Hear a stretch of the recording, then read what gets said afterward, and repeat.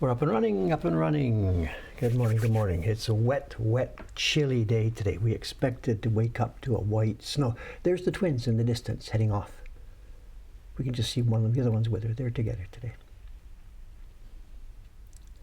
With the twins, actually, there's a funny story about the twins yesterday. I was standing outside yesterday. I had my coffee after getting back from the pool, and it was a nice, warm day. So I'm standing outside in the sunshine yesterday. And out of the house there where they live, one twin comes. And I thought, here we go again. Are they always recently like this? You know.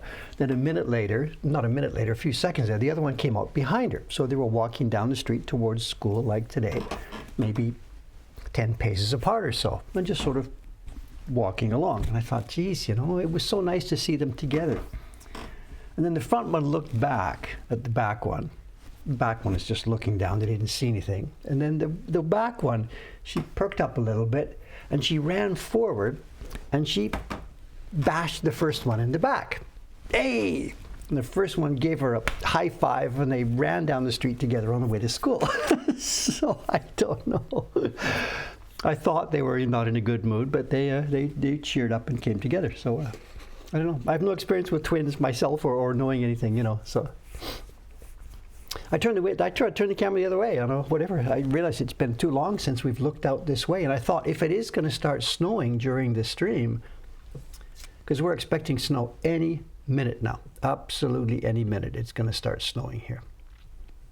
I got the email last night. There's an automatic email comes from City Hall. I'm not registered for this one, but I mean City Hall in Ome, where I live. And it said, red alert, red alert, red alert. Heavy snow expected tomorrow. No non-essential travel. Stay home, hunker down, get your groceries. You know, don't think about going anywhere. And this isn't a storm alert. There's not going to be a giant storm like we've seen in America or whatever the last while, the Northeast up there. This is simply Oyuki. Lots and lots and lots of snow. Someone's saying, I have paid and ordered a druk, which I guess is a print, and you haven't received it. Send me an email. What can I say? I don't know who you are. I don't know what you've ordered.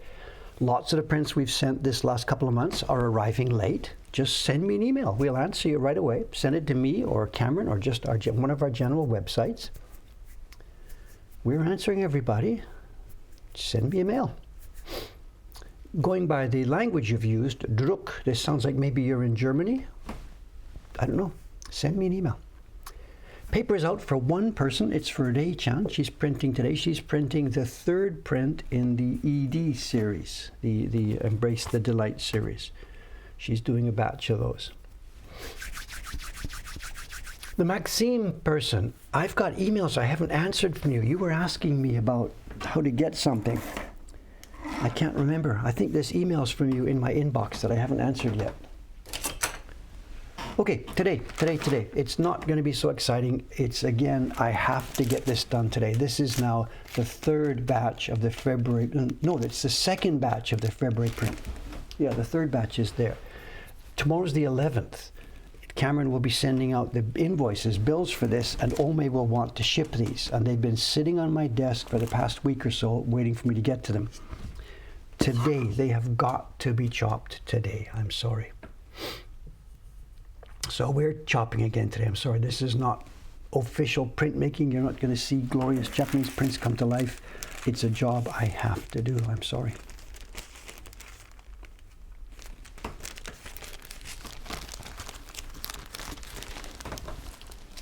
People want to see me get carving on the surfer. I understand it, but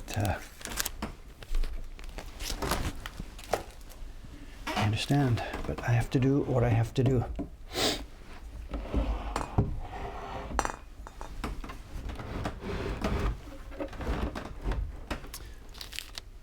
Someone says, what, do I want to move back to Canada? You have got to be kidding.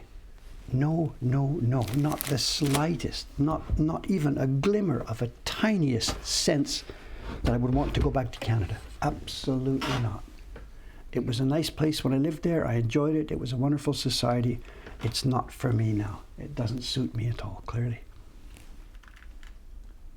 Absolutely not. I got to go and visit because I got to see my mother and my kids and stuff like that. But to go back there and live there, inconceivable. Absolutely inconceivable. Okay, how are we going to do this? Get some sensible view here. Just a minute.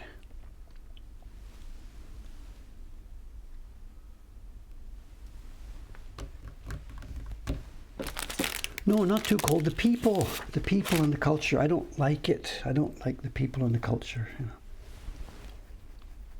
know. I'm happy here. Absolutely, I'm happy here.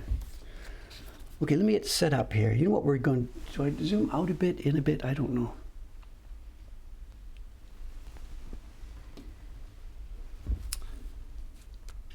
I'll need my close-up glasses.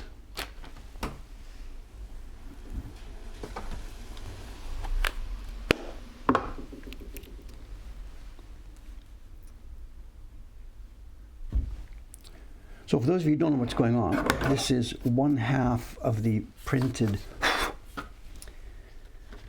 these prints of country. This group is from Ishikawa-san. Oh, they're gonna fall off the end. Yeah, that's no good. We gotta move up a bit then. This group of prints is from Ishikawa-san. She turned in a sheet to me that had 10 prints in it. We chopped the bottom off and sent those already.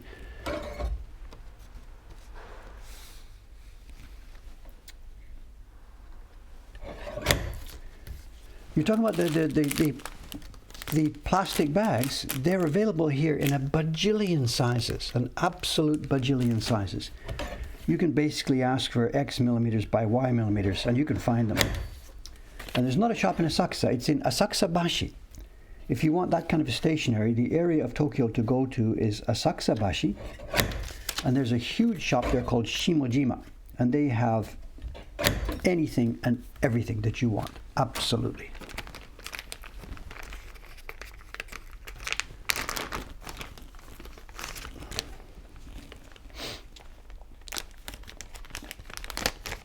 And we splurged for these. I know the typical little plastic bags you get are what are called 4. They're 0.04 millimeters in thickness.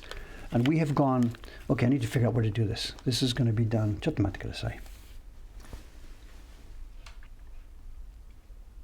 I do think I need to zoom out a bit more.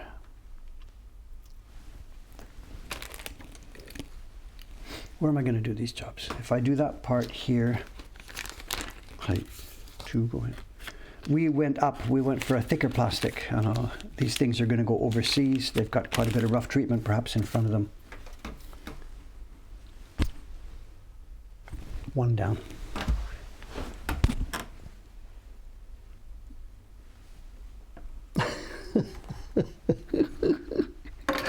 Good start this morning.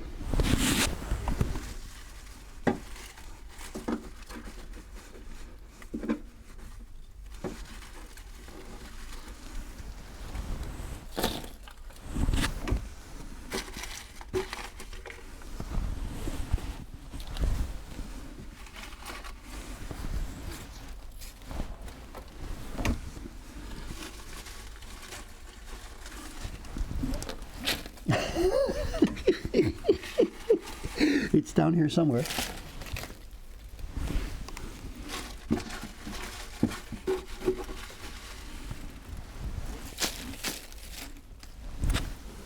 Ugh. 10 years of garbage. The print should have fallen right on top of it all. There it is.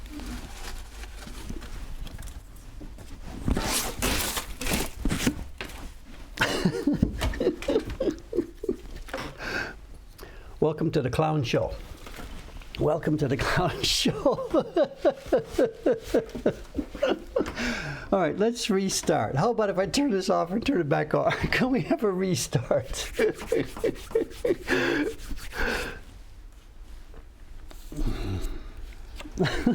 Okay, let's have a restart this morning. And I think we're overexposed as well because of this black, because of this dark pattern. Okay, let's try again. You found a long missing Hasui print. If only, if only.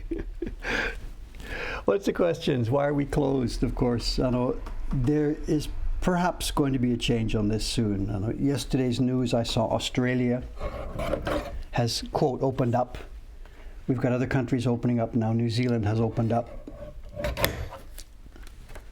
And the pressure is on Japan clearly to open up. But all this opening up news is coming, and yet it can change at any minute.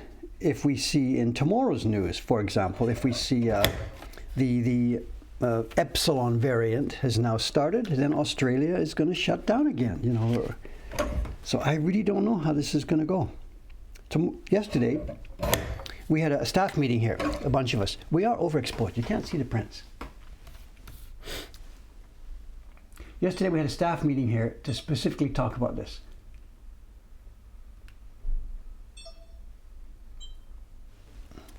That's better, I think, right? We had a staff meeting here yesterday to talk about this. What should we do about the shop? And we decided that the day now is clearly coming when things will be opening up. So for the past 2 years, we have just been punting, forgetting about it, not doing anything about it. But now we have started work. We sat down yesterday, the three of us that were here, myself, Aoyama-san, and Watanabe-san.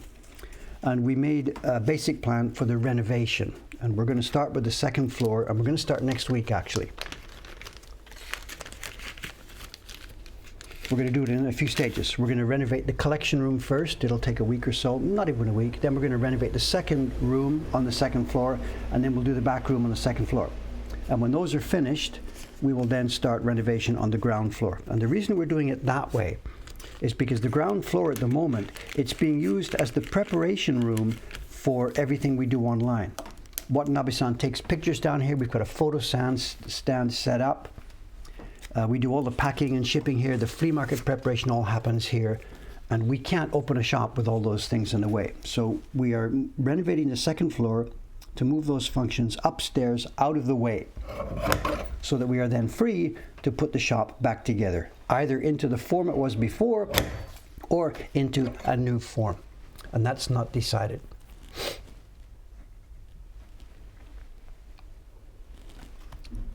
So the decision on opening up Japan is not up to us, but we are now thinking that it is getting closer, that it might actually happen this year. It won't be happening this spring. Not a chance will it happen this spring. But I'm now starting to believe that it could happen this summer or this autumn. I think up to last week I was saying no chance, no chance, no chance. David is now willing to admit the possibility that summer and or autumn, Japan may actually open up. That's all I know. So, yeah, vaccinations. I got my ticket for the third vaccination a week or so ago. I made my appointment. My appointment is next Wednesday. I'm getting my third on next Wednesday. Watanabe-san is getting hers today.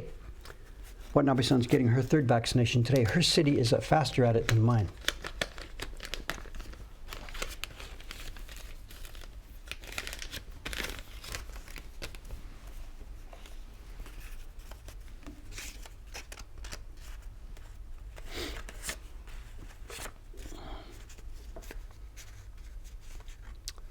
Are we going to stream the renovation? Good grief, we're going to be busy working. We're not going to stream anything like that.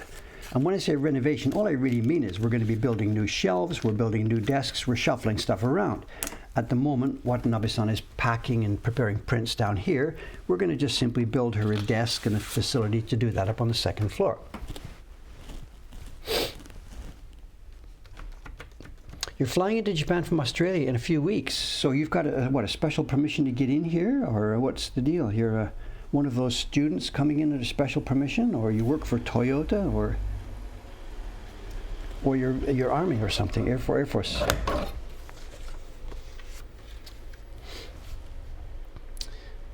Somebody hasn't received a New Year print. We are still printing those. I know. If you're talking about a Patreon New Year print, they haven't all gone out yet at all, so please hold on that. In fact, that's what Ishikawa-san is doing today. She's coming this morning to make paper wet for her batch of New Year prints. We're doing a batch of 100 at a time, and there's many that haven't gone out yet, so just sit tight, please. We have names, ranks. The priority for us for the printing this last month or so had to be the subscription prints. So the New Year prints are next in line. So if you haven't got that, don't panic.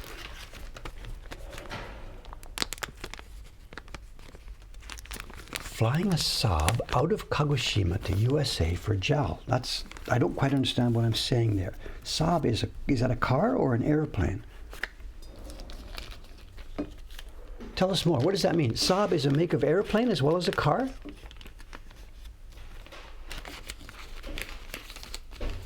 Fill us in, please. I'm curious about more.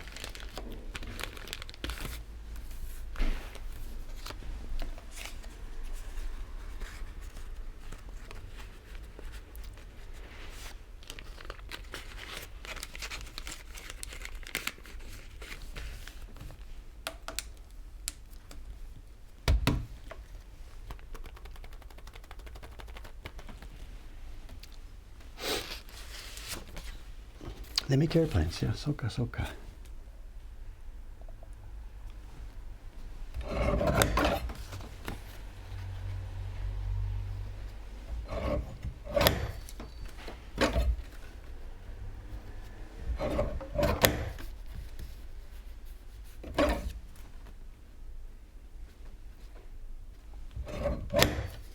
We were talking about why I'm doing this job and why this isn't delegated to somebody else. And the printers, of course, they're too busy printing. They don't want to be involved with this.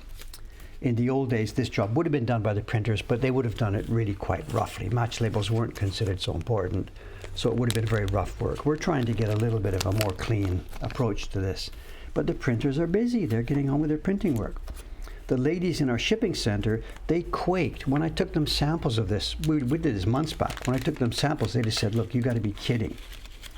You got to be kidding. We can't work to that level of accuracy. And I guess that's right. They really don't want to be held to this level of accuracy. So the printers on one side don't want to do it. The shipping staff on the other side can't do it. So it's left in the middle here with Dave. And the idea is that hopefully sometime soon, I will be able to find somebody living near here who has the right, delicacy to be able to do this. But as to why I'm doing it now, I still have to check each of the prints anyway. So whatever, they've all got to come under my view. They've all got to be checked. So why don't just cut them at the same time, I have a group left over from the other group I did on the first of the month where some of them had chiri and we mix and match. And I may be doing the same thing today.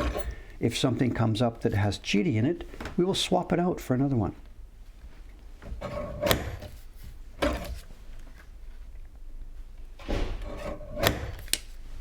It's the Yoshibori man, so. Well, Corin's asking, the die-cut frame, the problem is that every month's group of prints are all going to be a different pattern and a different shape. If we had the same pattern all year long, if we were making 5x2 all year long, then yes, we would absolutely think about that. Get a die-cut thing and ka-chunk, shot. But every group of prints all the way through the year are going to be a different layout.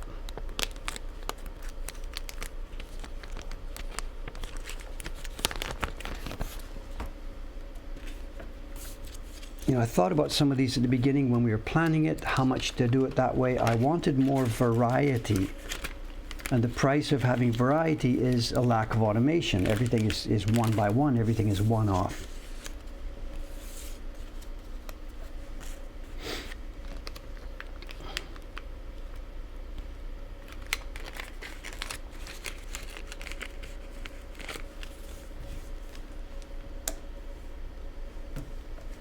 So, as you say, this is not rocket science, but what it does require is a real finesse.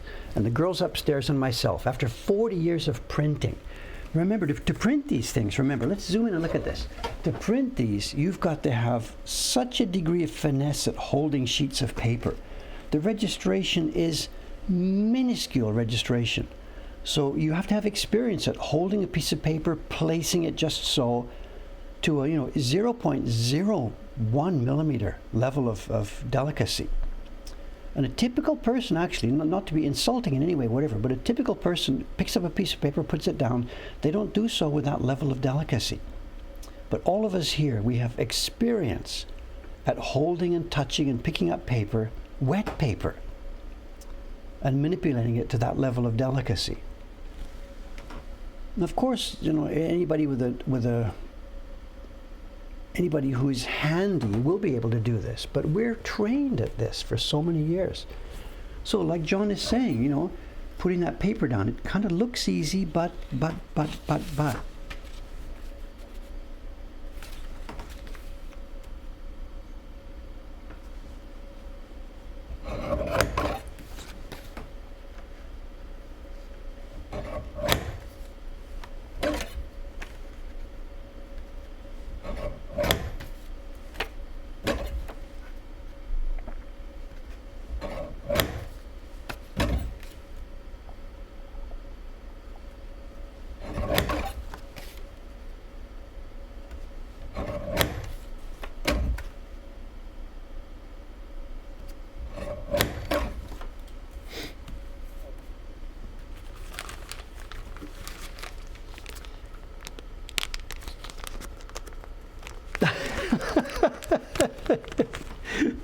The question of not coloring in the desk, you know. I tried it in Photoshop. We talked about this before. I tried it in Photoshop. That became too busy. That print just became too busy. There's a balance here, you know. It's not just a question of filling in every tiny space. There's an overall balance.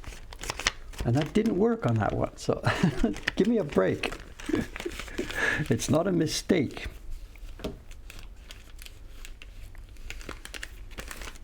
What Mr. Rodson is talking about there was this print. The table, the desk, whatever, has no color on it. And it looks maybe unfinished to some points of view. I get it. It looks unfinished. But as I said, when we tried it, I mocked it up, and it was just too busy.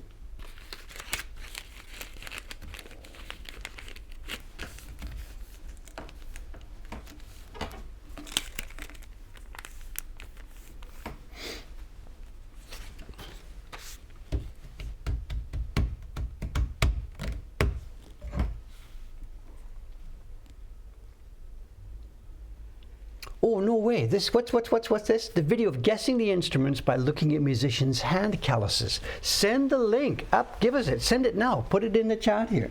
That is cool. We've talked about that before, the show. That at a meeting of Japanese craftsmen, this is decades ago, I was at a meeting somewhere, and a bunch of different Japanese craftsmen were there. And it was the game. People put their hands out and tried to guess what they were doing, what their work was, by looking at the hand calluses. And I couldn't participate. I didn't have any because I'm such a weak worker. There was a printer with me that day. Matsaki-san was there. And he had massive calluses. And it wasn't part of the game because everybody knew he was a printer. But yes, interesting. Thank you.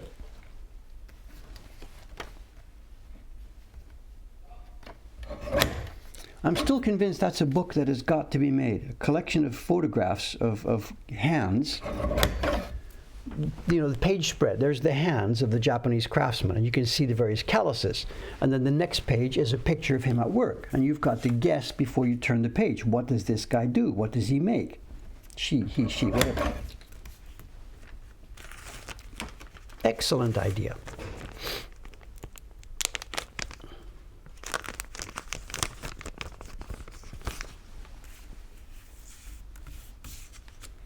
Actually, it's funny too, you mentioned this. I was chatting about similar things just last night with William Francis. I was talking to William last night on Skype. William Francis, the printmaker in Britain. And the same thing, the question about going back and forth between carving and printing. When I was a solo craftsman, I would spend a couple of weeks carving blocks and then put the tools away and pick up the printing tools and spend a couple of weeks doing the edition, printing it. Then going back to carving, 2 weeks, printing 2 weeks. And the problem is my calluses during the off time would gradually fade away.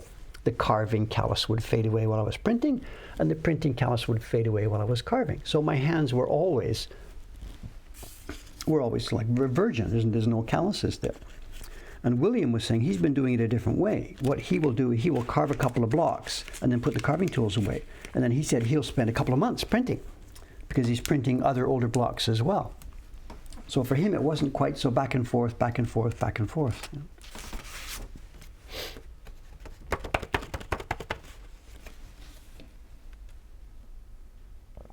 But I would love to see that, a book like that.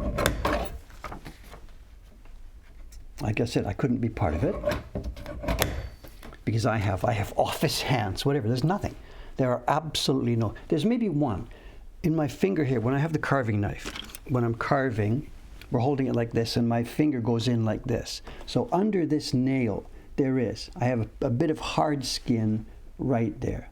You can't sort of see it, but if there was an autopsy going on and a super smart guy could see this, there's a bit of hard skin under his finger on the right hand. He's a left-handed traditional woodblock printmaker. You know, super Sherlock Holmes could figure that out. But that's about it for me. A printer would have a callus on the heel of his palm here from printing. Also calluses on the top of his fingers here where it touched the top of the baron. I don't have any of that stuff.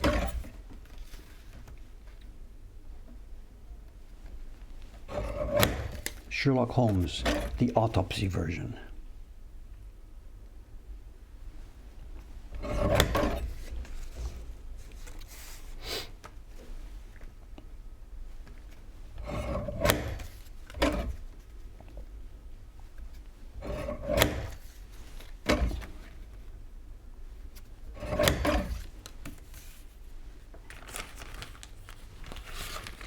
Karate. John's on a roll today. Absolutely, John's on a roll here.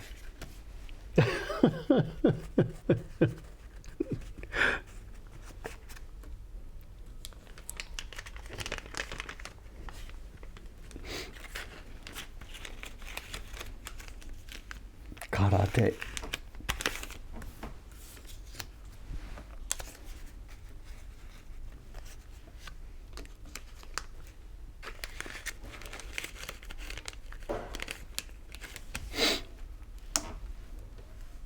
Yeah, so the indigo dyer, that's the one, absolutely. So that's a no-brainer. Of course, we see them on the street. Every now and then you're in Tokyo, whatever, you're on the train, and you'll see somebody across from you on the train, and their hands are blue. And you know exactly that's what they do. Usually a younger person.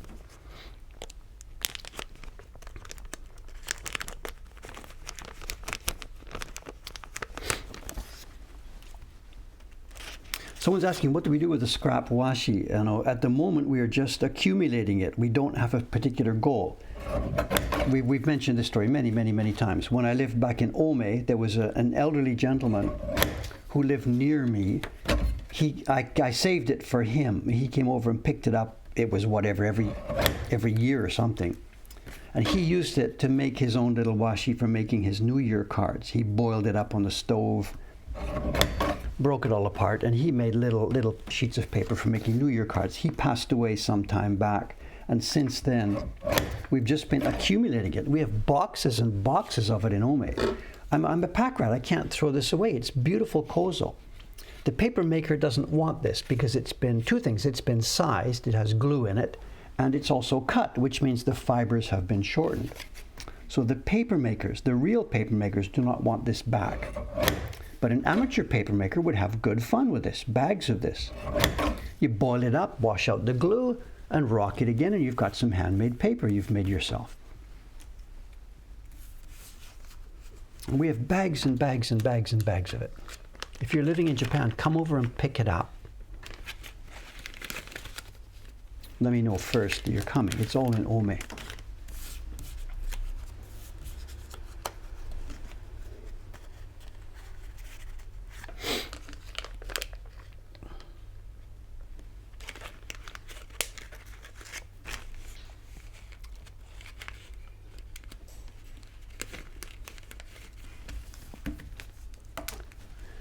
A story about the Parisian artisans. That sounds like an urban legend. Really? Really?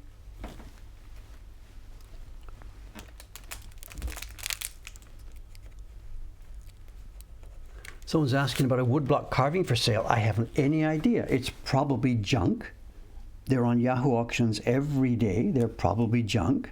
The idea that it could be the original block from a Hokusai print, then it's worth a fortune. How to tell the difference? What can I say?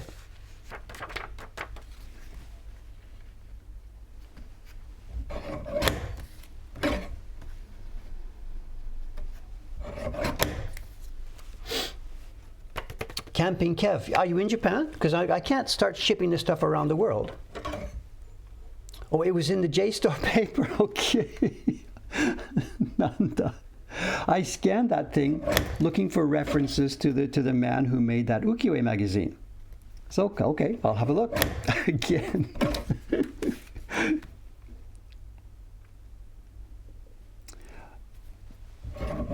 All that energy to find that paper, and there was almost no information about the man who made the ukiyo-e magazines.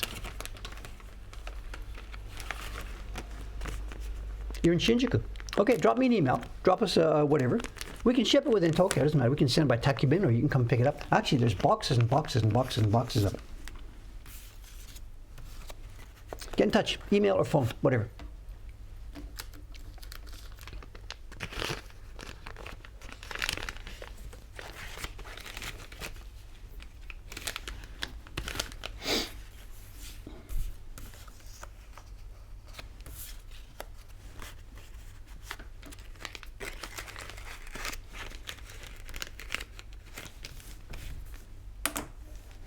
Someone's asking how you can get these prints. There's a waiting list at the moment. We will be opening it up perhaps in a couple of months.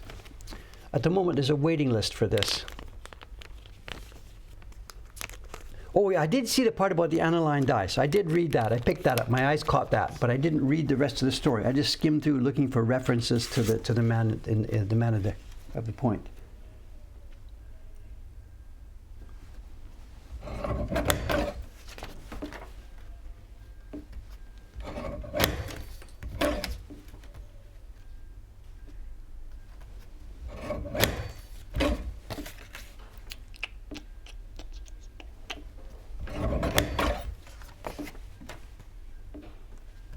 Snowing yet? No.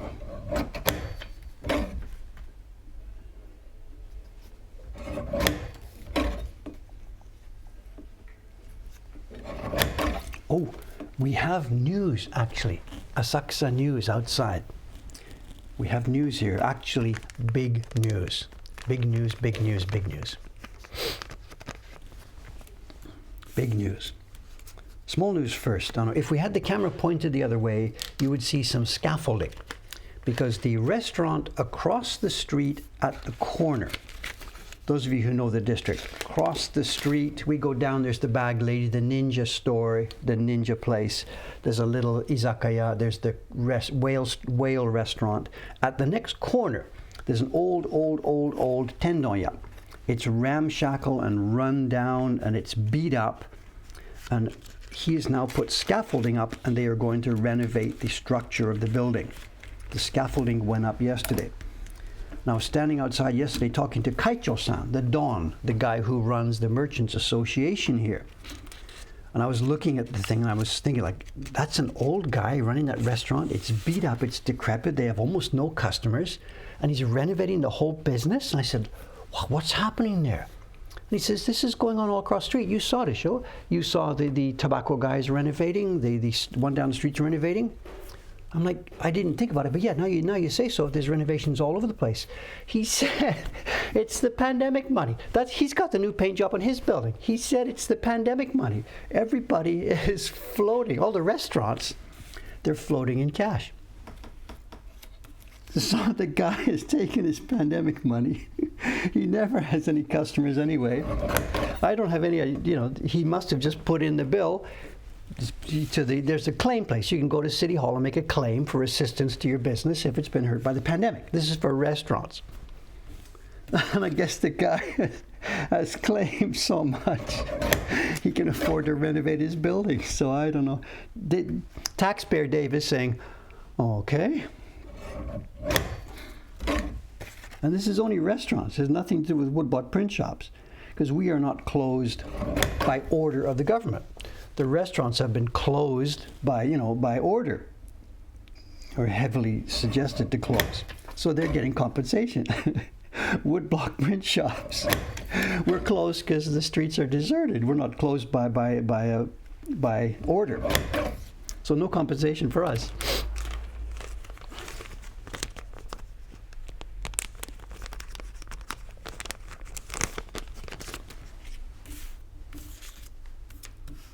So that's what's happening. The guy's renovating his entire building, and he must be just laughing. Just he's standing under a shower with money pouring off his head. I don't know. Whatever. Things are what they are. Things are. My taxes here are reasonable, and in general, society runs cleanly and smoothly. It's not the kind of society where I have to pay under the table to get things. So I'm okay with this. I pay reasonable taxes, and whether they're used stupidly or wisely, it's over my pay grade. I can do nothing. Do they all own their own buildings? I really don't know. Of course, I don't know what's going on here. There's people that own the building. There are people that are tenants. I have no idea. And nobody will talk about such things, of course. So no, I don't know.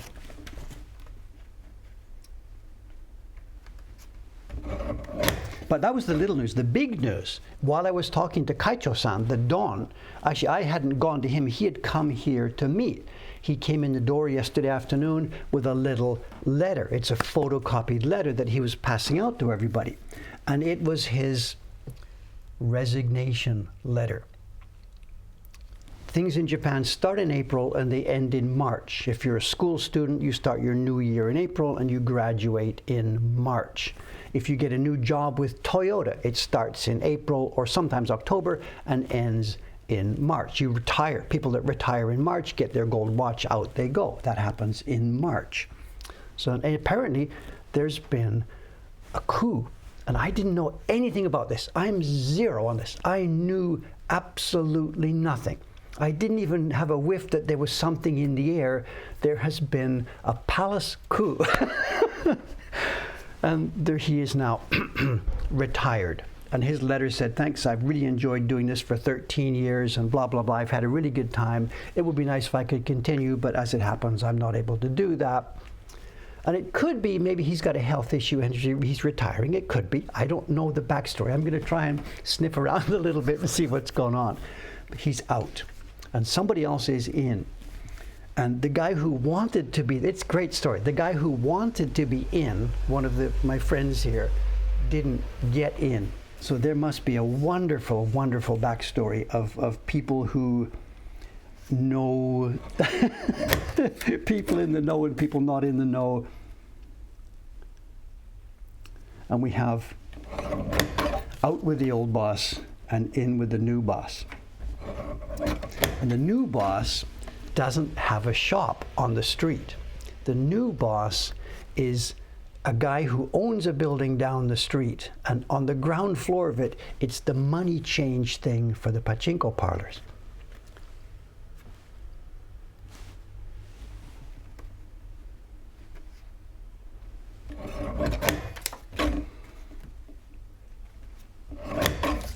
So I think this is going to get interesting. I don't know.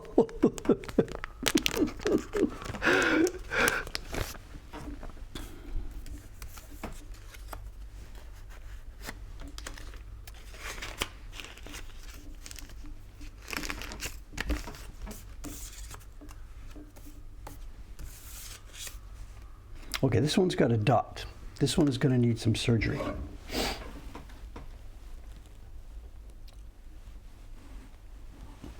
We have a dot here.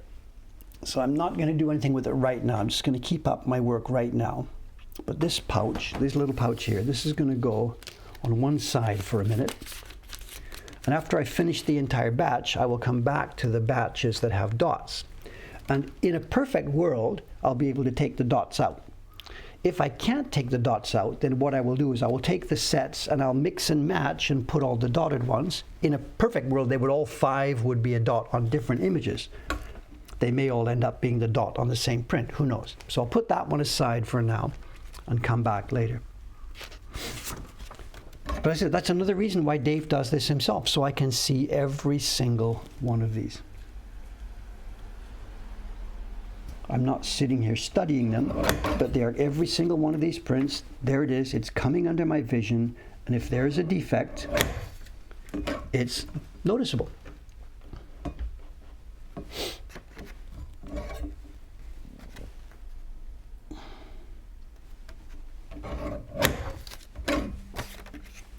The pachinko, that was a troublesome one. When they had the first real difficult shutdowns, way back on the third wave or something, there was lots and lots of difficulty with pachinko parlors.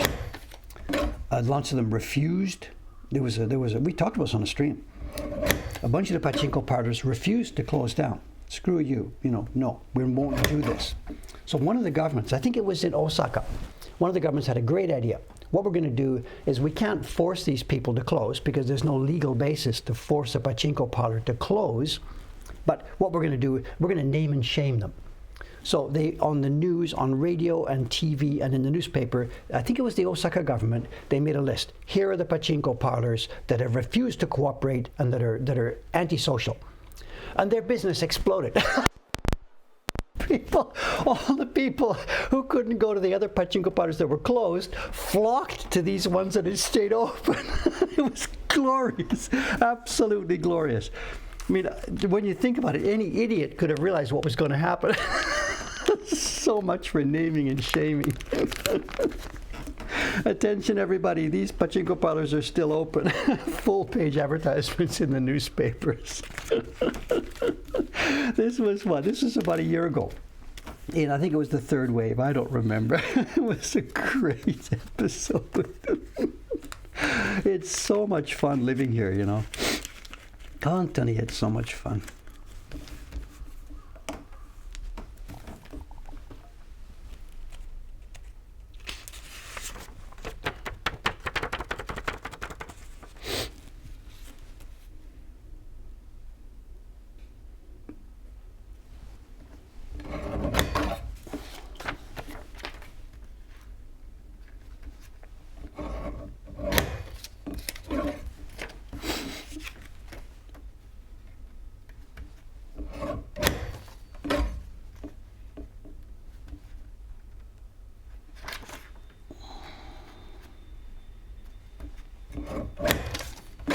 There's our vacuum cleaner lady. Is the sound on outside on the camera?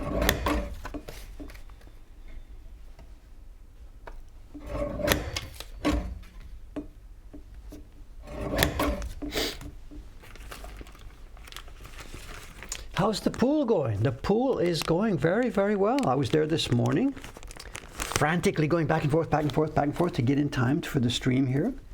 The pool is going very, very well. And the what do you call it? The after effect, https mokuhankan.com, attachments. There's a what do you call it? A result, as it were, from going since last November.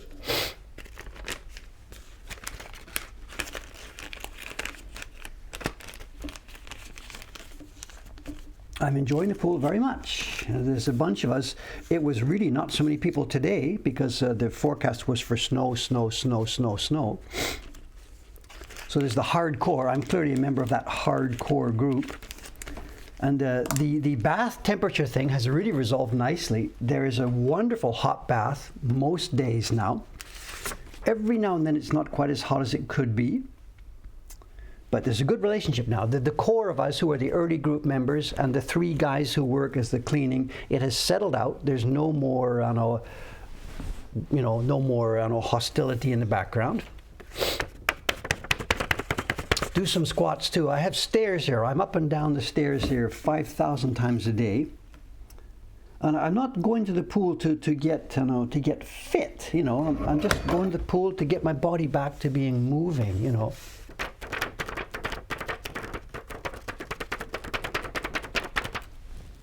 All those people who would never have dared to ask about warming up the pool. The bath. It's not the pool, it's the bath. Yeah, I am. I'm clearly, absolutely, I'm the guy who rocked the boat, absolutely. Whatever, things are what they are, It's not going to change anything. But we now have a bath every morning, whereas before, that early group didn't have a bath, and now we have a bath, Some days it's not as hot as it should be. And some days it's wonderful, it's glorious.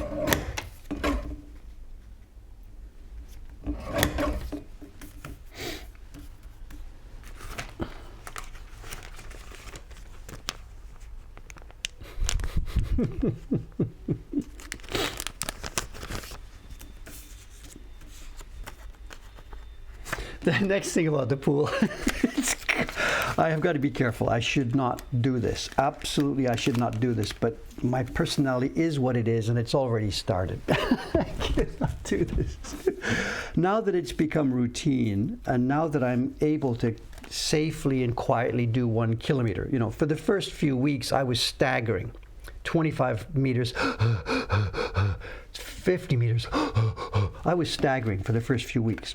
But that came back pretty quickly, and now it's no question. I just get in the water, start swimming, and when I've done 40 lengths, when I've done 1 kilometer, I get out and away we go. So I'm now just the daily routine is 1 kilometer, and it's not it's not exhausting, it's not tiring, it's not anything. But what this idiot control freak has started doing is gets his goggles on, gets his hat, slips into the water. Okay, time to do this. Looks over at the time clock. You know, there's clocks at both ends of the pool just because people really want to do this. So I make a note of the time. Okay, wait for the second to go to the top, start. So this idiot has started timing himself on this. And I do not want to do that. I don't care how fast I'm swimming. I'm not trying to go faster and faster. The guy in the next lane to me this morning, he's not double my speed, but my God, he was fast, fast, fast. But idiot Dave, who wants to try and control everything, I don't know. How can I change in my personality for a new one? Can I trade it in?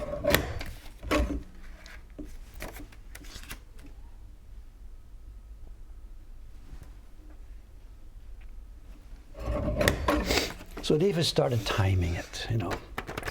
What's wrong with timing? Because it makes it's more stress. Am I faster than yesterday? I want to just relax and do this thing, you know. I have enough, I have enough control problems with my job. I don't need control problems in my life. Well, whatever. I'm laughing as I tell you this, but whatever, you know. Whatever. And for the kilometer, for 1 kilometer, it's 6, 12, 18, 20. It's 24 minutes, give or take 10 seconds. I'm really, really, really slow. For the kilometer, 24 minutes, and some days it's about 10 seconds early, some days it's about 10 seconds late. So at least I'm steady. I'm absolutely steady.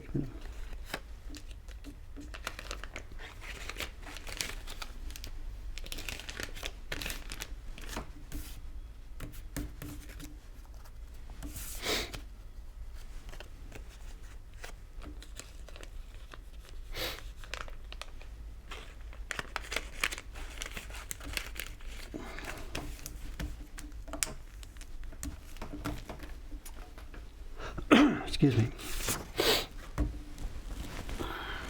Haircut here, you know. So try the opposite, how slow you can go. I guess you could do that as well.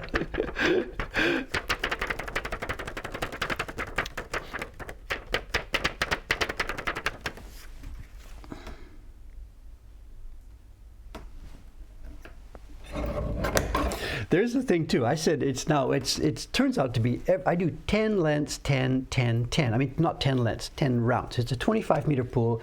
So 10 times back and forth is 250 meters. So it's 10, 10, 10, 10.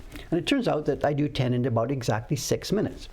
But it's funny, when I started doing the timing, this is 2 or 3 weeks ago, there's a deal at this pool. You put a locker there, and the lockers are the type, there's no money for the lockers. The key is in there. And when you lock it and take the key out, the locker locks and you hold the key. But we're in the pool, so the key has a sort of a wrist loop, and you put it on your wrist and you go and do your swimming. And it was frustrating. It kept slipping. So I'd put it up on my arm tightly so that it wouldn't slip down, but then it was too tight. It was, blood was not flowing.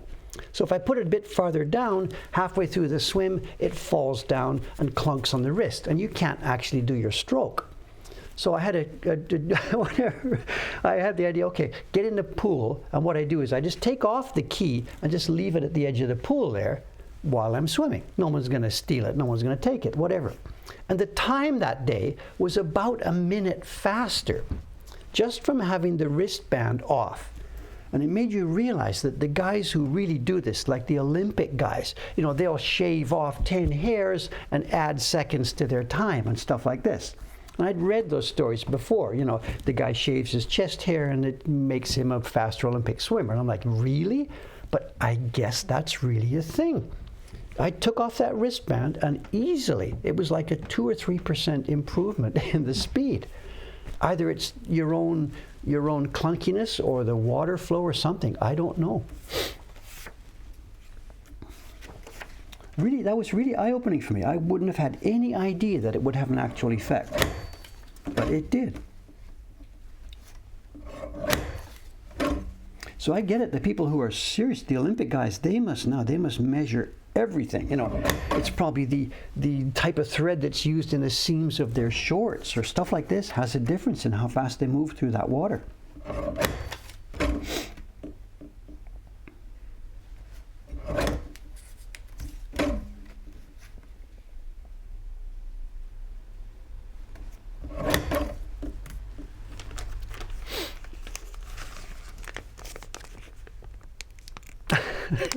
My hair, I do wear a cap, so my hair length has nothing to do with this, so whatever.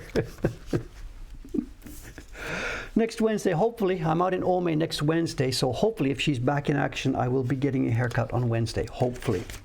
She broke her shoulder blade, what was it, 6 weeks ago or so. So if she's back in action, then my hair will be short next Thursday. If not, I don't know. I'm out in Ome on Wednesday next week. In the workshop first with the women in the morning, then haircut in the afternoon, and then my vaccination is at 5:30 in Ome. She can't catch a break. It's John, right? No, it's Flyfish. Who is it here? So she's a really, really nice lady, you know. We sort of joke about her, you know, that she's so sort of noisy at me with the haircuts and stuff, but she's a really nice lady, you know.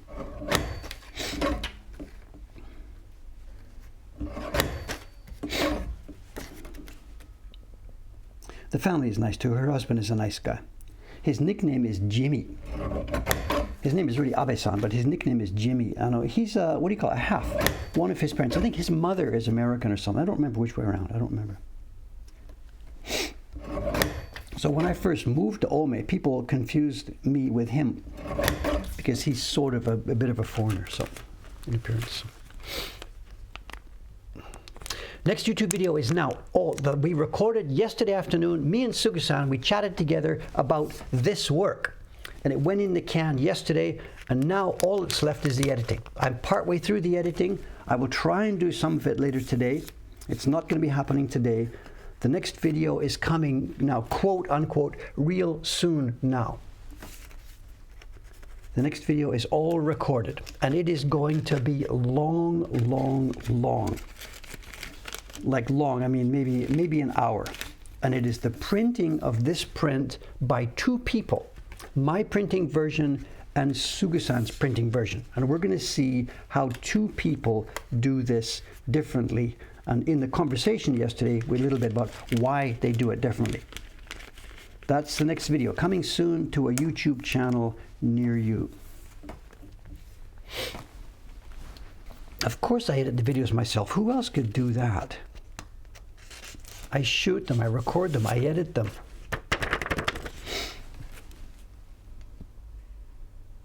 The team here is busy. The team is a team. Making prints.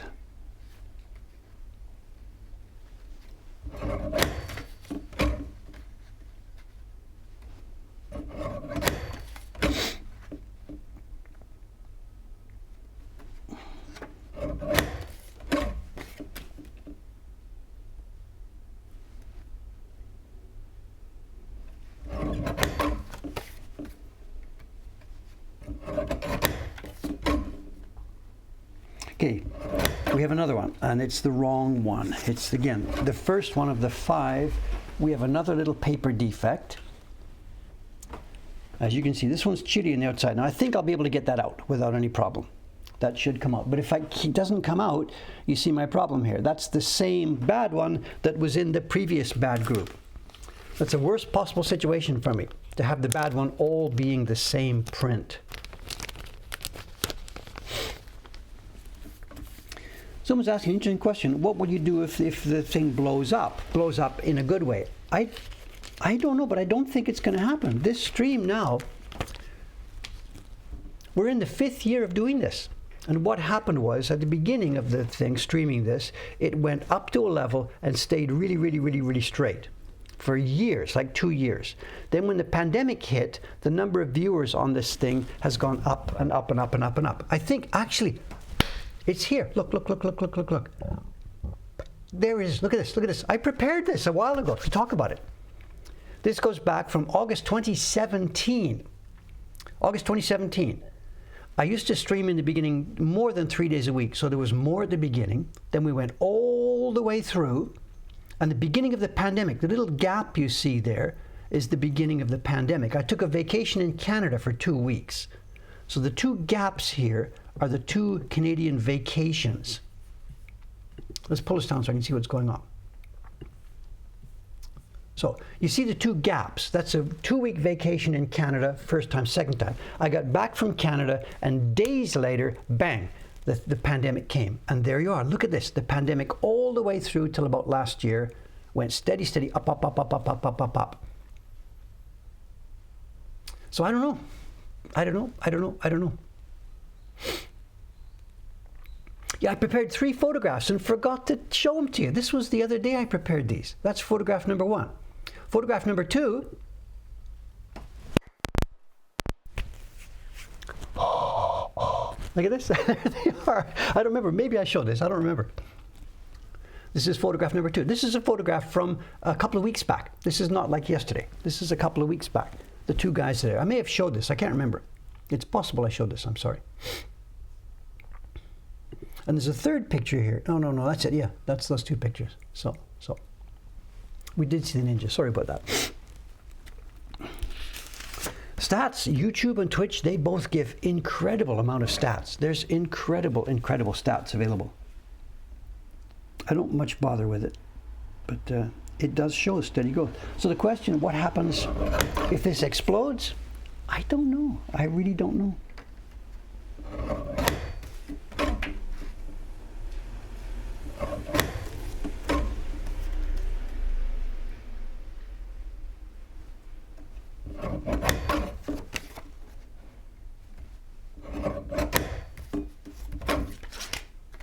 It's not going to, even if it's exploded like one day, somebody famous recommends it, and next stream, 1 million people come, whatever.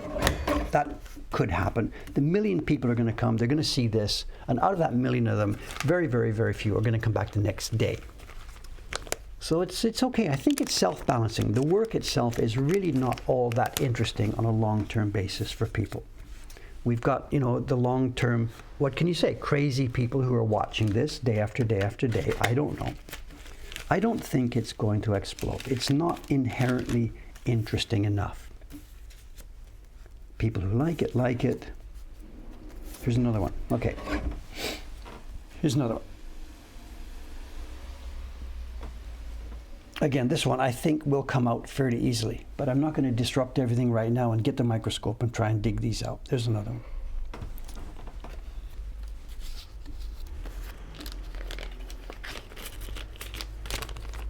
So put that one aside. My mother's here. Mom, when they say explode, what they mean is get popular. It's nothing bad. Explode means it's something good.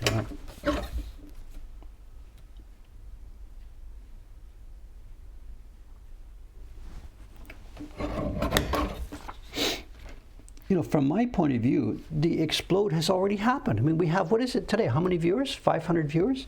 To me, that's already exploded.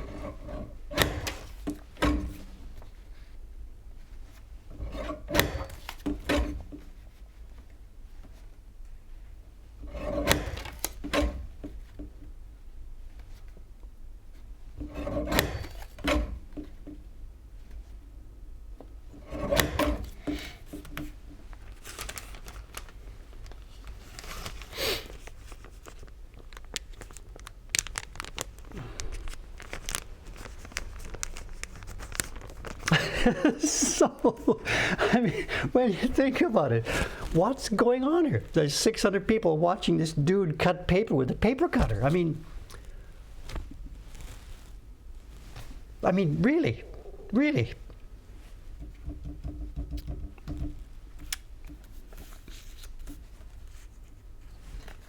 I don't know.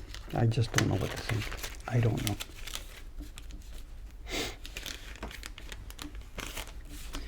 The closest analogy I can think back to is when I was a kid.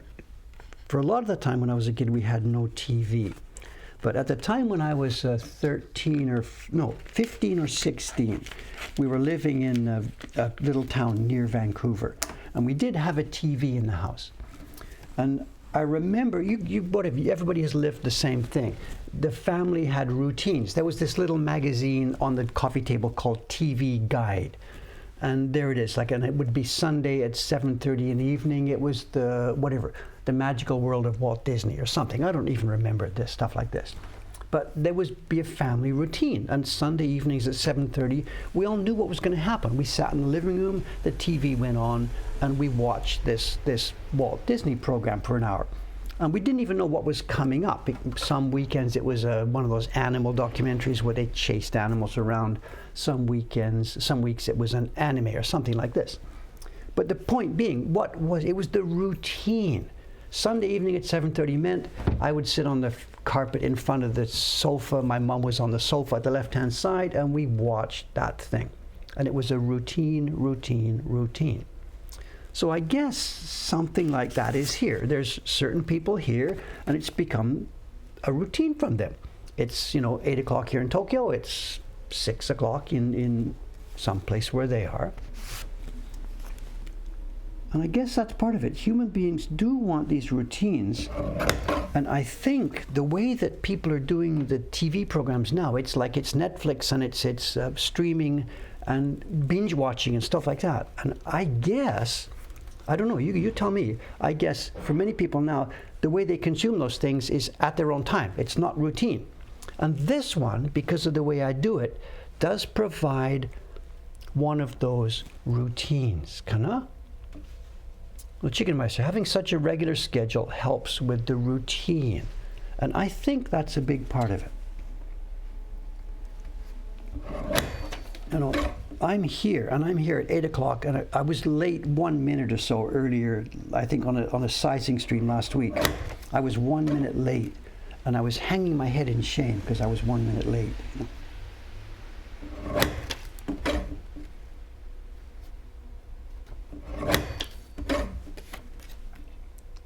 Anyway, I think that might be part of it. When I'm having lunch later on, I'll be interested to read this and see what you've been commenting about this, In an era where most media is on demand, to have some media that is not really demandable, that you've got to be there at that moment or,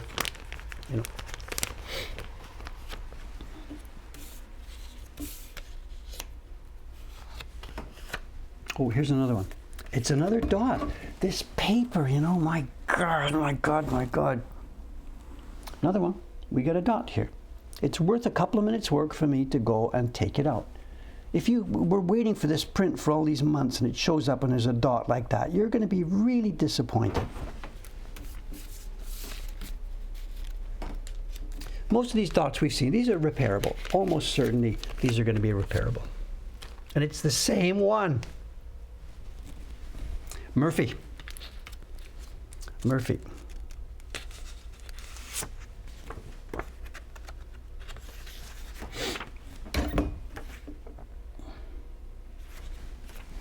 Mr. Murphy done as a dirty.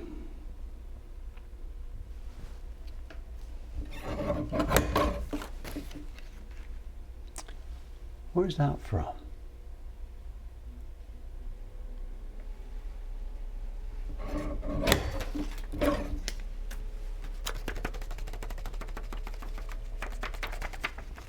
Mr. Murphy done us a dirty. Who's going to come up with the source of that one first?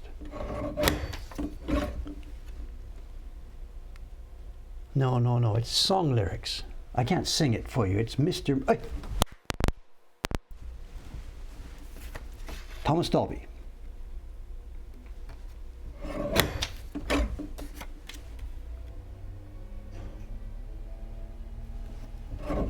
That's why people fall in love. It's so...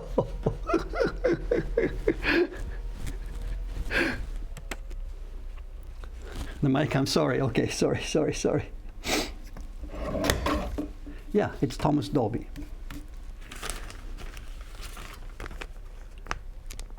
I don't know, I don't have a B-side. I don't have any singles. I've got all the albums. I've got everything the guy made on CD.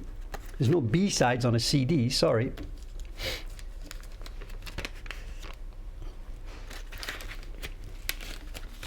The new laptop is silent. I've heard that there is a fan in there somewhere. I have never heard the fan.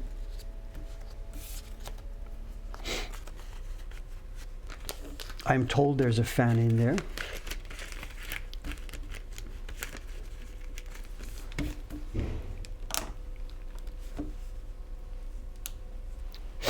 I think we do have a limiter on this right now. A vinyl collection. I do have vinyl, but there isn't any pop. When I was that age and buying records, for me at first it was classical. Then I got a saxophone, then it moved into jazz. So my vinyl is classical and jazz. Then MDs, that's where you start to see other stuff. And then CDs came along. So any pop that I have, like the Thomas Dolby stuff, that's all on CD.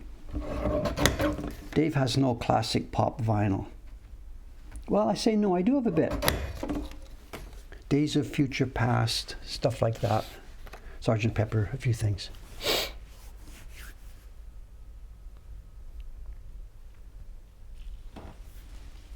There is a limiter. I don't want to fool around with this, but let's have a look. Let's have a look. Settings, filters. At the moment, there's a compressor and a limiter on the microphone that I'm speaking with. The limiter, the threshold is set from -6 dBs, and the release is set for 60 milliseconds. And that's all I know. If it should have a better setting, let me know. Somebody who knows more about this, let me know.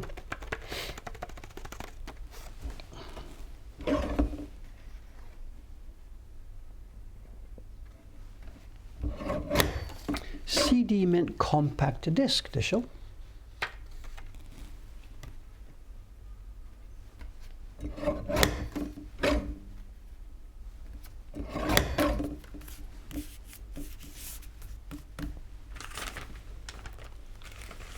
Do I have any favorite songs from Japan? I know nothing about Japanese pop music at all. I'm sorry. I have zero, and I mean zero knowledge of Japanese pop music. I'm sorry. I was here in the 80s, but pop music was completely not on my radar at all. Oh, show and tell time. We have, I'm not sure what I should say. I don't want to say this too often, but I think socks should be tight today, or you might lose them. I think socks should be, snug. If you've got loose socks today,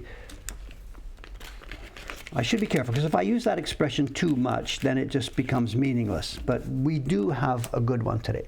I was very excited to receive it. It's a good news, bad news situation. Today, it's the Mokuhankan Print Hospital has received a new patient today. We have a new patient, and he is going to go straight into the emergency ward. So be warned, I don't know, if you're queasy, if you don't like the sight of blood, I don't know what to say. We have an emergency patient here today. Socks. Think about Ome. Don't talk to me about socks. I'll start crying. One of my best friends in my life. I'll start crying. Be careful.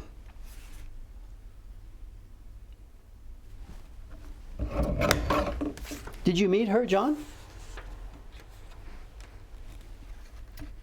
Did you meet Socks? I don't know if you ever were there.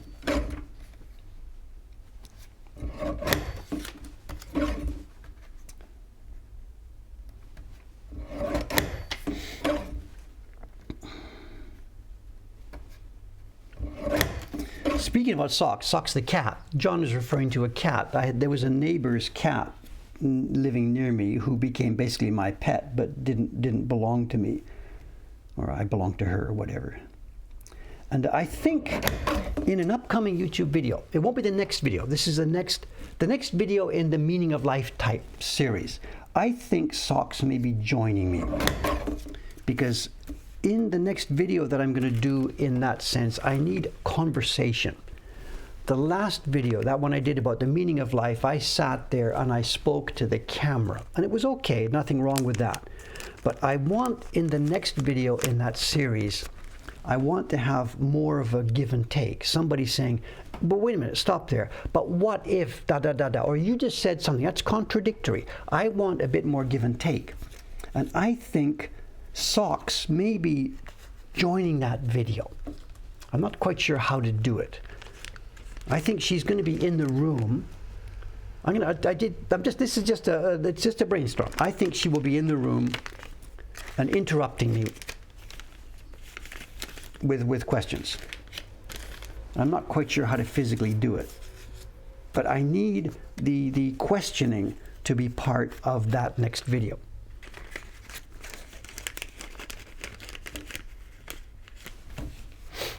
So you're going to talk to a dead cat. I said I don't know how to do it. It's just a brainstorm. It's just brainstorm.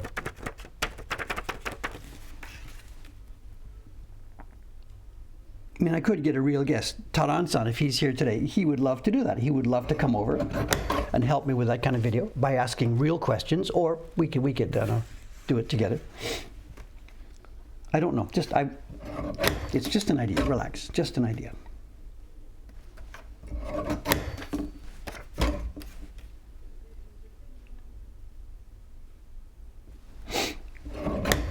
Way to kill the YouTube channel, the show.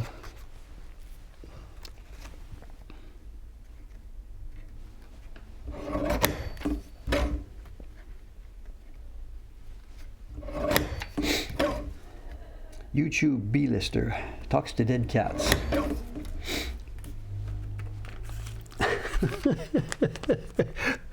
Okay. All right, be careful with the puns here. Be careful.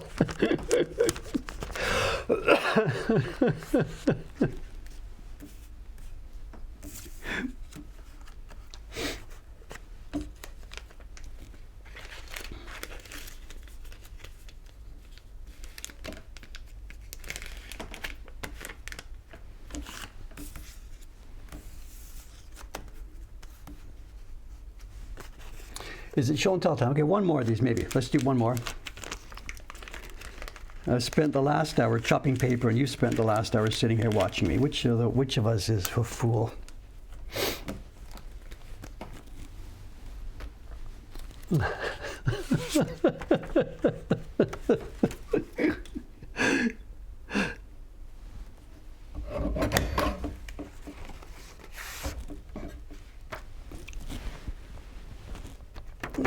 You're doing work, okay, that's right. So, joke's on me. That's it.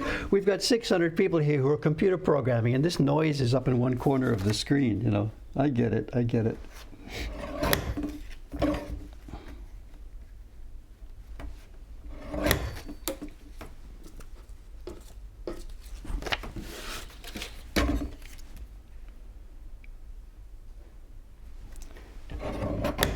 People do occasionally drop me a note after we've had this kind of conversation. What are you people doing watching me do this? You know, people do occasionally drop a note. And the answer is always the same. The comment is always the same. I'm at work, I'm doing work, and it doesn't need my attention all the time. So your stream runs up in one corner of the screen. And I get this is happening. And the most common one among that, people are their job is they're involved in server maintenance, either in Amazon or somewhere. And so their job is to watch the screen, and it's got server status, like there's a server farm and there's 600 servers and there's temperature monitors and all this kind of stuff. And this person's job is to react. I mean, I guess the monitoring is automatic. Something gets too hot or a server crashes or whatever. And their job is to respond to this. So I guess they're just people just sit there, and there's this big monitor set up, like the NORAD Space Defense or something, and at one corner of it, they can watch this stream. So it makes sense. Writing Object Pascal. Does anybody still use that? Really? Really? And I say that with no sarcasm. Is Pascal programming a thing still? I'm astonished to hear that. What's the environment, please? Can you see? Is this top secret? Can you know? Really? But give me a hint. This is for your hobby, or people are actually using this in a production environment? I'm really, really curious about this.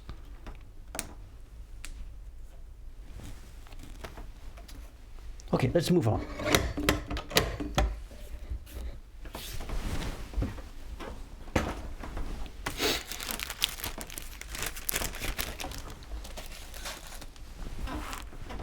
Not done good. But at the end of today, all this will be done. The 100 packages will be done by mid-afternoon. They will go in a box to our Ome workshop.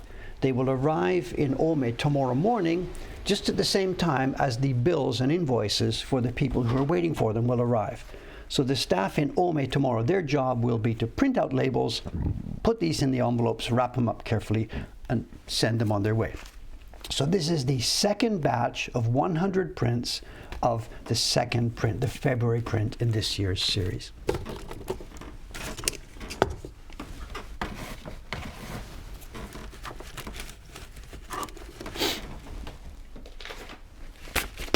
Okay, the ambulance has just stopped at the front door.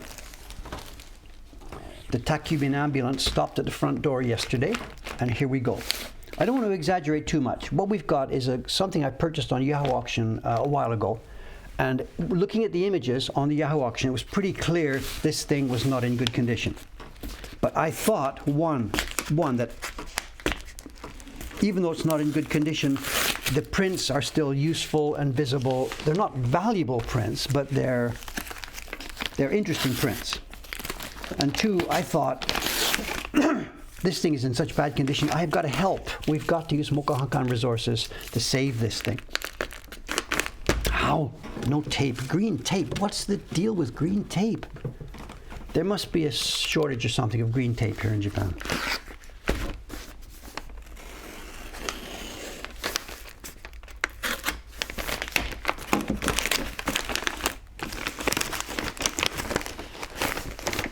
Nope, no green tape yet.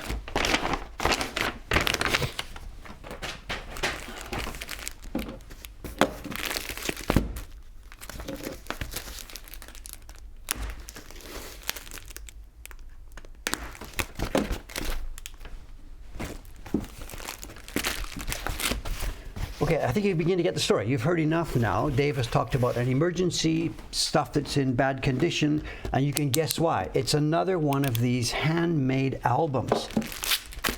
People would get prints and buy prints right from the Meiji era all the way up through. People would get prints, and there was no packaging system for them. So it's the same thing. It's a homemade album, or an album somebody would buy in a stationery store, and they pasted the prints in. And the images on the auction were gray, just whatever. Which is the top? It's this way up. Okay, let's get, which is a good place. Is this a good place with the camera? Yeah, it's a homemade album. And you can see the problem. The paper is pulpy paper. The paper is foxed everywhere. And this is an album. Just give you a little view here. It's an album of hundreds and hundreds of match labels dying on the vine. They're dying. They're going to be from the same era. This is all going to be from the 1930s. And the reason I bought this, even though it's not in great condition, is a couple of things.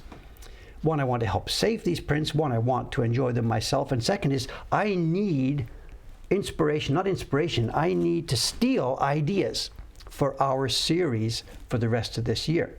I've got them all decided now up to August, but there's still 2 more series after that I have to choose from. Okay, now what we've got, let's go through this. I saw some of the pictures on the website. It's all upside down for me. This page was on the website. I don't know what this is. These are gasho. Gasho. They are all prints made in celebration of the new year, and it's the year of the mouse, year of the rat. What year that is, I don't remember. Oh, here we are. Showa 11. Showa 11 must be 1930 something or whatever. I don't remember. This is Showa 11. And the group members... 1936. What happened there? We had a pause. 1936. And the group members must have had, somebody gave them the theme. We want the theme. If you put Ebisu in there, it wouldn't hurt. So the group members would all put their money in and send in sketches, and the workshop would come back with the finished prints. And we're too bright here. Let's get this brightness. Hai, jing, jong, jong, spot, hikari.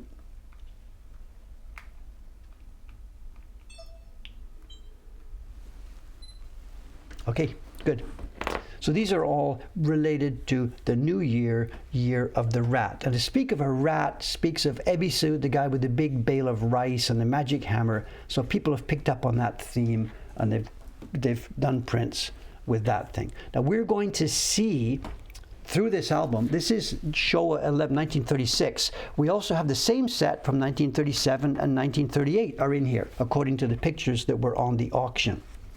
But there's a ton of interesting stuff in here. A ton of interesting stuff.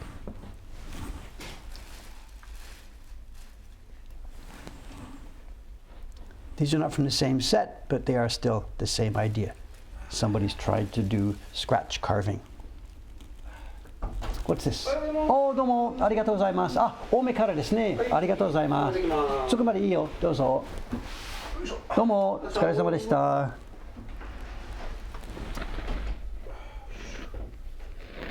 And then this guy who made this album was a control freak. What he's done with this album that's really rare is there are no random batches of stuff here. They are all carefully organized in sets. And we have here a set, and it's even marked month by month by month. Can we get close enough so you can see this? I'm doing this upside down. We have here, we have Shogatsu, Nigatsu, February, March, April, and they're all labeled. They're labeled Shigatsu. So this guy has really carefully put this together. Everything is in series, everything is in sets. The one for Hachigatsu is Autumn Moon. And this guy has done it, and I'm so happy. Now, I talked about an emergency. Let's see if I can try and find an example. Let me just skip through here a bit. There's going to be examples of this. The paper is totally pulpy paper in the background. Let me just skip ahead for a sec. There was a picture that was on the auction page. Just one moment, please. It shows you exactly the problem. Just a minute, please.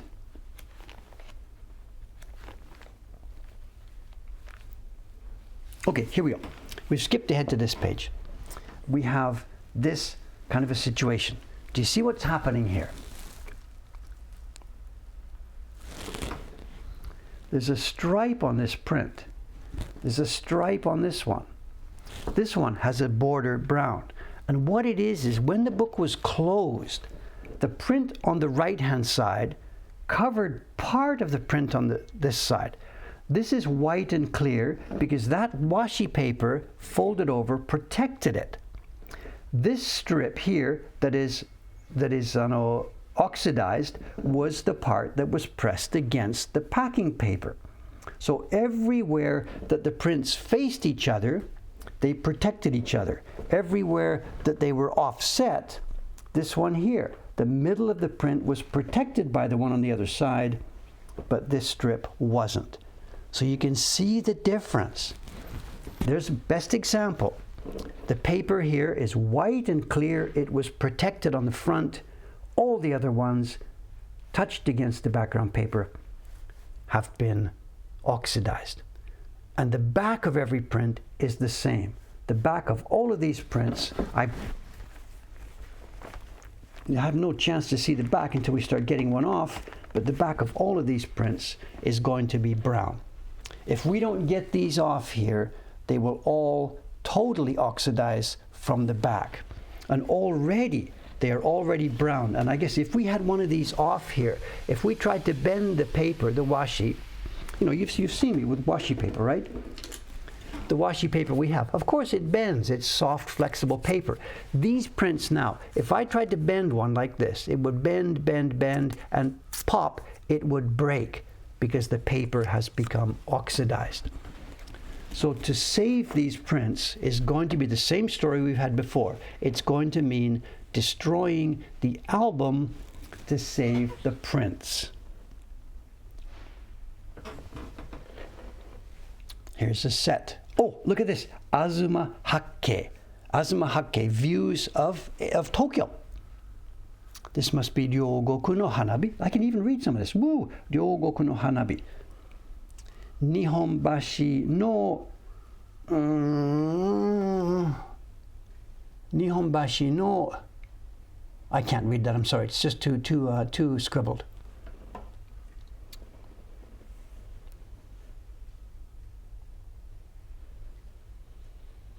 They seem to be glued at the corners. They're all open in the middle and they're open at the top and bottom. So they seem to be glued at the corners, which is a tough call. If I tried to take these off manually, we would just simply lose the corner of every print.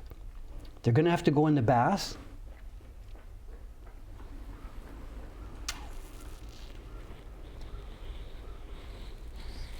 A lot of them here too, along the edge. If I zoom out a bit again, I don't really know what's happening here. I saw this in the auction photographs. A bunch of them at the edge are heavily damaged. And it may be something to do with as they've been squeezed tightly in here. I don't know.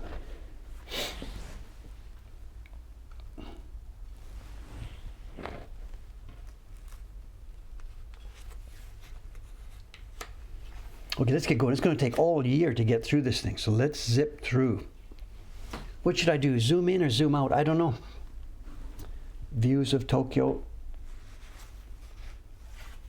There's hundreds and hundreds and hundreds of prints in here. So we can't see the whole thing. Let's zoom in a bit and just get a view of some of them. What have we got here? If I can read this, just a sec. This looks readable. Showa 6年11月第25回 Mokuhankan Matsuri. No, wait. Okay, this is worth looking at. It's a date. Showa, is it Showa 10? There's a blurb. Showa 10, and then it says, 第25回 Mokuhankan Matsuri, the 25th annual woodblock festival. Mokuhankan Matsuri. So somehow the group, it's a group of Mokuhankan fans or something, and they've made this in commemoration of it. This is going to be, I can steal so many images from here. Look at this. Beautifully done.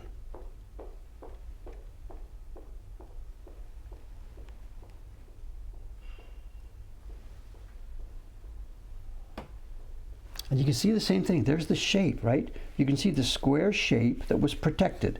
This was unprotected, and that was unprotected.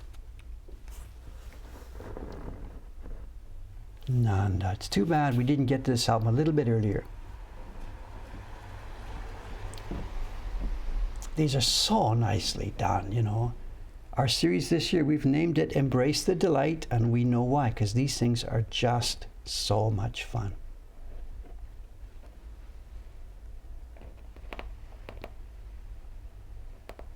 Japanese shaped snowman. That's the traditional snowman shape in Japan because it comes from a daruma shape.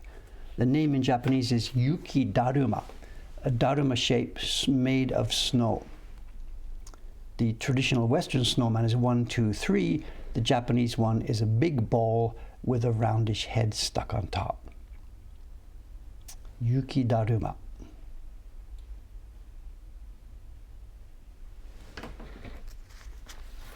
It just goes on, just to give you an idea what this book, look at this. It just goes on page after page after page after page.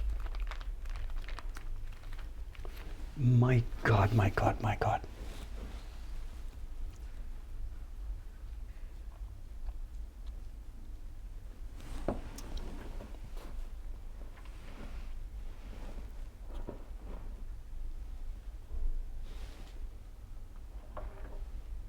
But as I said, it's on the very edge of decaying, you know.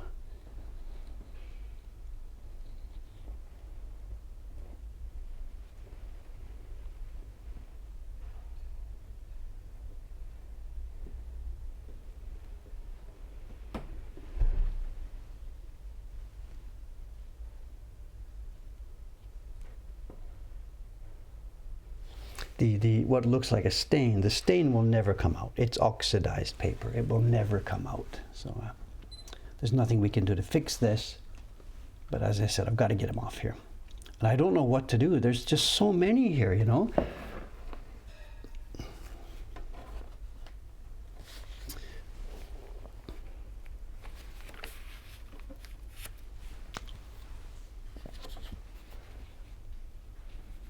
Look at these. Look at the delicacy of this stuff. Look at the delicacy of these. Can we get in here? I'm sorry to be zooming in and out, but whatever. We got to do this. Look at this. Let me focus a bit more. Just a sec.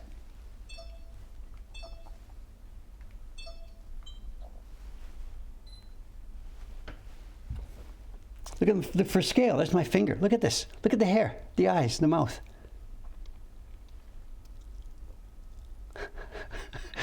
John, I'm on you. I'm on you. Boxwood, I don't think so. The cherry wood was just so good back then. I don't think we needed boxwood.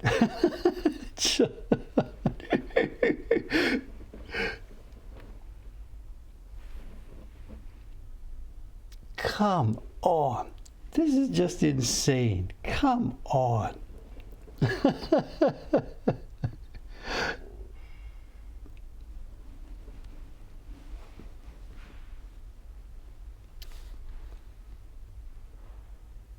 Oh, it's loose. Look, look, look, look, look. Just a sec. It's loose. Okay, just a minute. Let's have a look underneath here. I'm zoomed in too close. It's bad. Huntley, it's bad. It's already come off. And look, can you see this? It's separated, and the print, that's not what we want to see. What we want to see is the backing paper torn. And what we're seeing here is the print has torn. So somebody has tried to take one of these off, or it's just natural damage or whatever. This is not good news. The glue is strong, and the paper now is so weak because it's oxidized. This is bad news. Okay.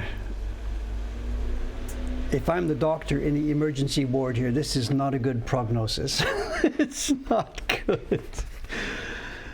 I'm speaking to the family members. We've come outside of the emergency ward, speaking to the family.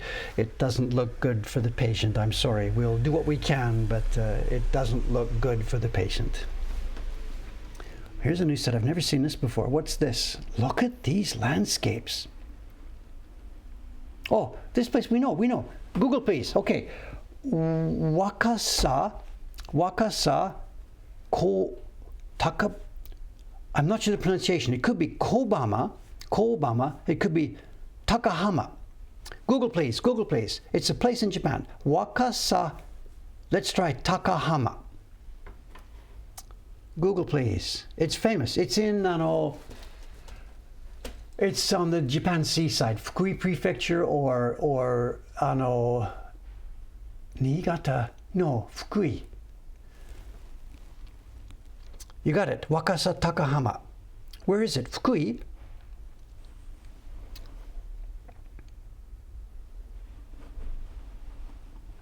This would be a nice set for inclusion in our series this year. Can we do this? Can we do this? But these look realistic. I bet if you Googled images for this area, if you Googled Takahama and look at the image page, you will find images that look just like this. These are realistic, obviously. I wonder, you may see these again in a series near you, just some random series coming up. You may see these somewhere coming up soon. What about the other side? Oh, I'm in trouble here. Etone. No, I don't know. I'll need help. Something shu aka. No, I need help. Where's the gentleman who can read kanji much better than me? Help, help, please.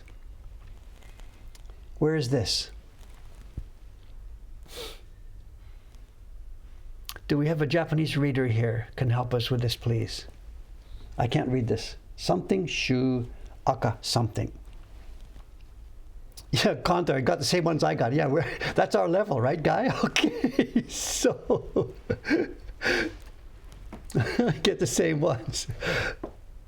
We're talking middle school level here, you know. So, yedu chao. Is that it? I'm sorry, you know, where are we here? What's the place? How do we read this? What's the reading, please?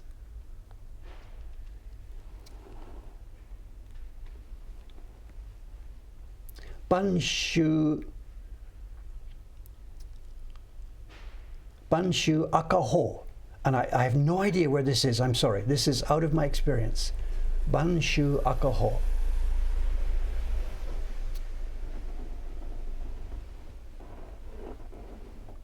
I don't know where this is. I'm sorry. Hyogo? You tell me. I don't know this area. Anyway, let's move on. We can spend all day on one page. Let's just move on. There are hundreds and hundreds and hundreds of things in this book. Yeah, everything's carved here. Everything you see is carved. Yep, it's all carved. Come on, give me a break. There's a scene inside a scene, of course. It's all carved to show. Did you catch that? Any one of these, there's the scene itself, and the scene again is carved. It's the railway station stamp. Boom. They've copied the railway stamp for that area. They've carved the scene inside the scene. Maybe these won't be appearing in this year's series. I don't know. Maybe they won't. I don't know. What's this? This is something different. This picture wasn't on the auction page. What's this? What have we got? Numbered 5. Okay, number 1, height. What have we got here? It says a. No, it's okay. Reading left to right, it's ya, and this one says ya e, or it's ya ye. It's palindromic, done in hiragana and katakana. I have no idea. Any hints? Any ideas? These look like, well, no, but that looks sort of Japanese-ish, and this doesn't look Japanese-ish at all. They're numbered with number 2. What are we seeing?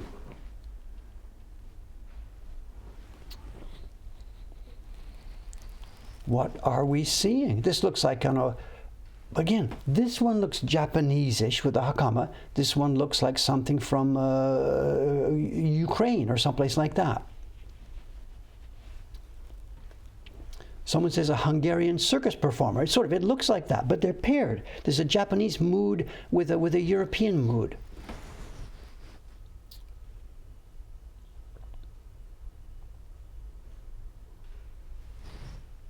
Absolutely no idea. Where are we here? Up top of the page. They're paired. Each one has a Japanese feeling with something not Japanese. Eiya. What does that mean?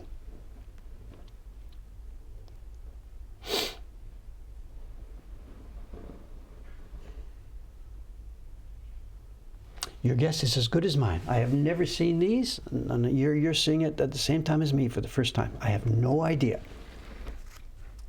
What a treasure. Oh, more of these. Look. We can't see this book. It's going to take all day, literally all day, to go through this book.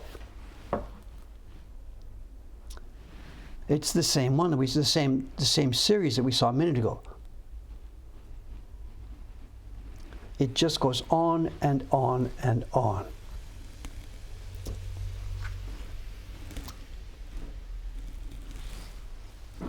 On and on and on.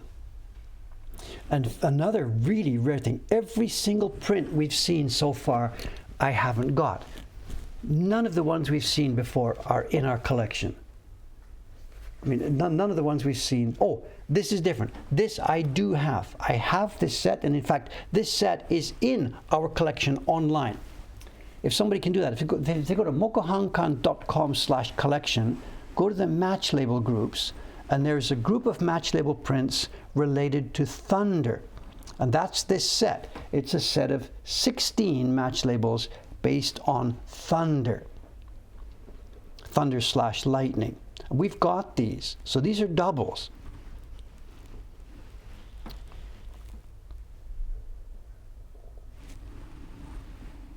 This series is a double.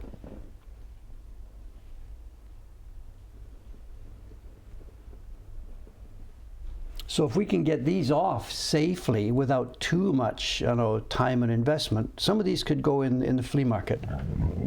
This set, for example, we've got this set already.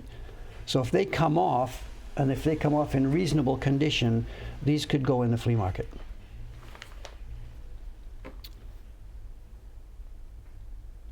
Okay, it's 9:41. What are we going to do? Tell you what, let's do one more page after this, then we'll put a bookmark in it, and we'll come back to the book again in the future. Let's do that. I can't go through the whole book today. I really got to get back to that work. Let's look at this page and the next page, and then call it a day. This one's readable. This is Minato no Matsuri, the festival, a port festival. It's Kobe. It says Kobe Minato Matsuri. Kobe was a famous port town, and there's a festival. And what have we got here? They're numbered. 1, 2, 3. Is it? Oh, they match. They match. They match. Look. 1, 4. It's 1, 2, 3, 4, 5, 6. And they match. I don't know the connection with the dancer and steamships. Oh, they do match. Look, look, look, look, look. Look at her silhouette. Look at the silhouette of the lady. There she is. Same silhouette. Number 2. Yes. They've copied. Okay. So this is it. Yeah. So this is the actual, there must be a famous dance. They've been posed in the port. And this, I guess, maybe this is the lyrics of the song or something that goes together with it.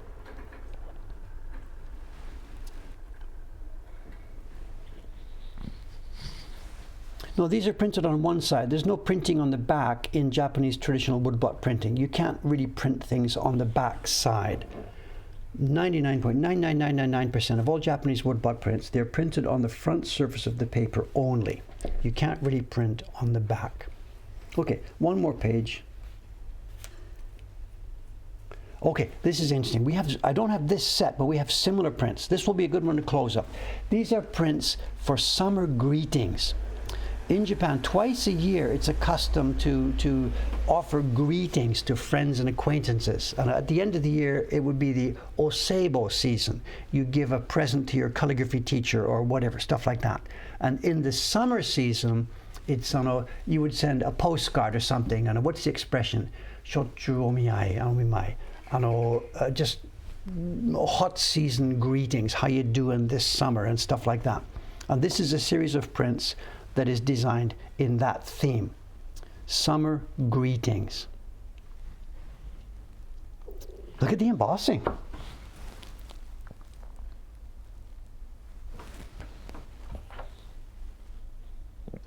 I don't know about the design of that one. I guess it's a waterfall with maple leaves or something. I don't know. Not so excited about that one. So, a series about summer. Oh, there's a date, Showa 11. We've got the date here, Showa 11. So these things are all about the same date. They're the late 1930s, mid 1930s.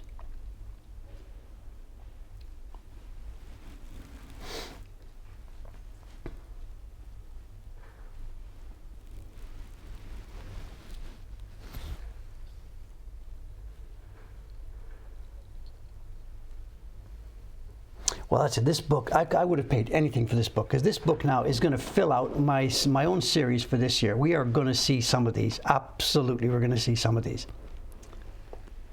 I have enough designs now for years and years and years. They're all something related to summer.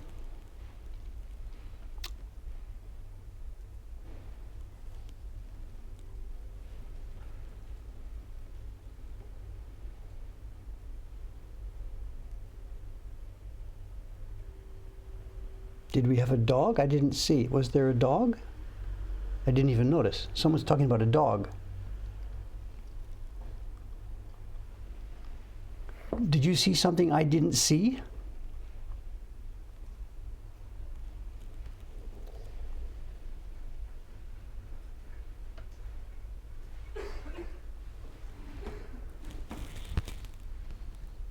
Someone's talking about a dog. I didn't see any dog. What are we talking about here?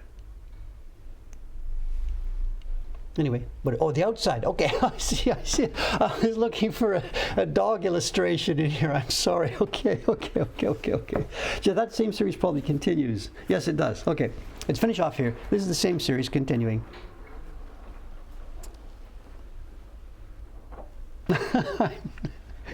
Some of you are in real life. Dave is in the middle of this book. That's all. Okay. There we go. All right, okay. Let's put a bookmark in here. Whatever, put a book. I'll get a proper bookmark in a minute. Let's put a bookmark in here. That's where we're at. So we've seen that part of this book, and there is the rest still to go. My God, what a treasure. What an absolute treasure. But, step one would be to put interleaving between the pages so that the prints aren't facing each other anymore. That's step one, and we'll probably do that tonight. We'll put interleaving in. But the prints have to come off.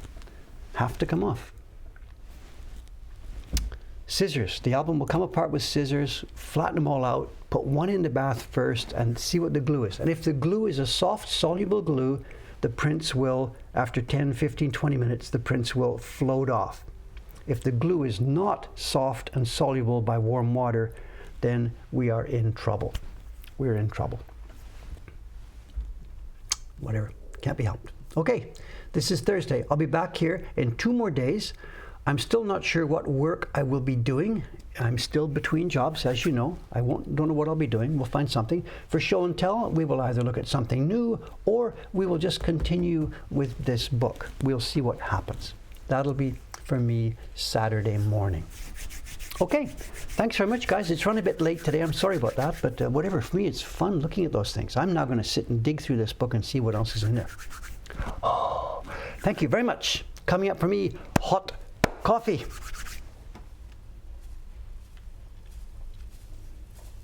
They've just been shopping. At this time in the morning. Where would they go shopping at this time in the morning?